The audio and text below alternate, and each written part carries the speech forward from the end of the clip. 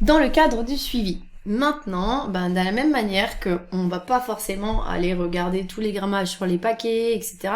Quoique, je vous invite toujours à le faire, d'accord, pour voir vraiment la composition des sucres et la composition du produit, encore une fois, surtout là, pour éviter de manger des sucres, des sucres transformés, ceux qui vont beaucoup agir sur votre insuline et donc le stockage, d'accord.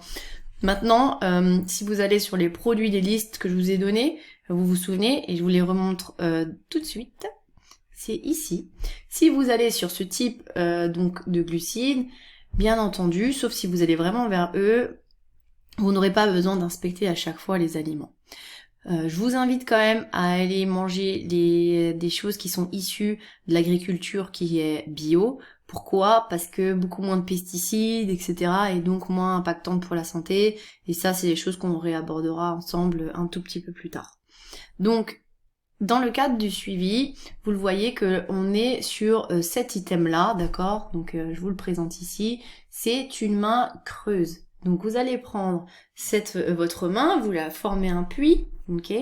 Et vous voyez qu'ici, cette main creuse pour lui représente cette quantité de fruits qu'il a trouvé dans la colonne verte. D'accord ? De ce que je vous ai montré tout à l'heure. Donc si je vous montre maintenant avec ma main, vous avez votre main creuse. Bien entendu, vous n'allez pas former ici une montagne importante, vous allez juste avoir une main rase et ça va concerner une portion de glucides. D'accord ? Si c'est des fruits, des choses que vous mangez plutôt crues, dans ce cas-là, ce sera le fruit tel qu'il est et ça représente un fruit moyen. Si vous prenez un légume qui représente par exemple une pomme de terre, et là justement pour éviter un indice glycémique et donc avoir une charge glycémique plus basse pour la pomme de terre, vous éviterez d'ajouter trop de choses, trop de glucides autour, mais c'est surtout que vous allez réduire sa quantité en connaissant exactement sa part dans votre assiette. Méfiez-vous quand vous allez la transformer, la couper ou la cuire dans du gras, puisque vous allez, comme je vous l'ai dit, la transformer et augmenter donc sa valeur ou sa charge glycémique. Donc pour ce qui est d'une pomme de terre, une pomme de terre moyenne. Pour une patate douce, par exemple, si elle a un gros volume, vous l'ajustez, vous la tranchez, et vous voyez qu'elle rentre dans votre main. Par exemple, une banane pour moi, qui dépasse ma main, et dans ce cas-là, j'irai la couper. Et moi, je mangerai en général une portion de glucides, ça représentera une demi-banane.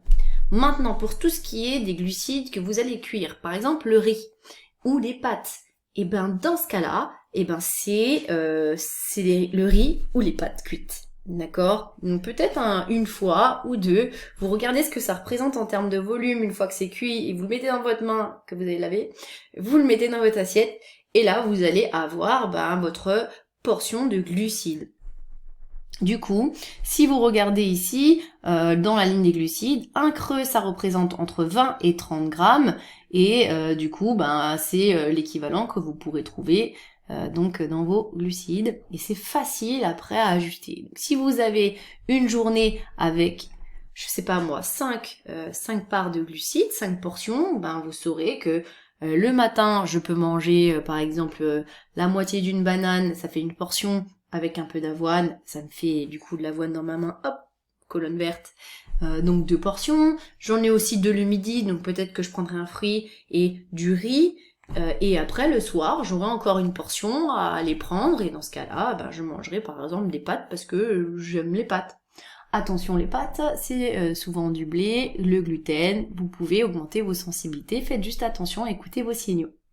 Et voilà, c'est aussi simple que ça.